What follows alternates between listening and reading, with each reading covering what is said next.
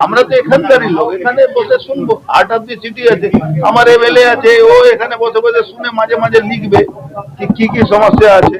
আমার আরো যারা লিডার আছে এরা মানুষ সমস্যাটা লিখে পাঠিয়ে দেবে। তো আমি একটু বাস এই যাতে কোনো সমস্যা জানে মানুষকে ঘুরতে হয় না। একটা জায়গায় কলকাতা যেতে গেলে 200 টাকা খরচ হবে, তাই এরা এখানে বসবে, বসে সব রিপোর্ট গুলো পাঠিয়ে দেবে, কিন্তু দাদা এটা দেখতে হবে, এটা দেখতে হবে। যেমন পাওয়ারটা সবসময় না নিচে নিজে নিজে থাকবে, তাহলে কিন্তু মানুষ পরিষেবা পাবে না। পিপিপি মডেলে গ্রুপ নো বাস দিব বলে দেখুন, আমরা এটা পরিকল্পনা করেছি, মাননীয় মুখ্যমন্ত্রীর সঙ্গে কথা বলবো। ওনার ক্লিয়ারেন্স পাওয়ার পরে আমরা এই যতগুলো ডিপোগুলো, মানে ওখানে একটা মদ খাওয়া, জুয়া খেলা, ড্রাগ খাওয়ার ওদের একটা জায়গা তৈরি হয়েছে, এদিকে কোনো না কোনো দিন দখলই হয়ে যাবে জায়গা।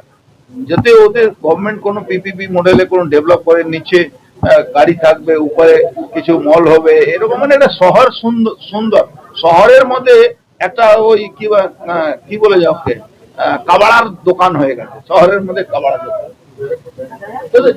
একটা বাস্তব ছিল যেটা দীর্ঘদিন ধরে বন্ধ এবং ভাঙাচোরা বাস করে রয়েছে, সেটা আরে আমি তো সেই আমি শ্রম দপ্তরে বসে ওকে ফোন করলাম এমএলএ কে, আর ওখান থেকে ছবি আনালাম কি অবস্থা আছে।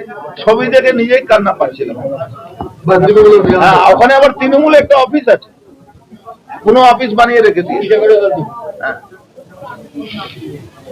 যে পরিবহন দপ্তরের খোল রয়েছে বদলানো হবে, যেভাবে অবস্থায় কঠিন কাজ আছে, কিন্তু মাননীয় মুখ্যমন্ত্রীর নির্দেশে আমরা অনেক কিছু কাজ হাত দিয়ে দিয়েছি, আগামী দিন আরো দেখতে পারবো। আমি বললাম কি এখানে অফিস থেকে রিপোর্টিং হবে, আমি তো এই রাস্তায় যাতায়াত করি, বসে রিপোর্টিং বানিয়ে নেব যখন তখনই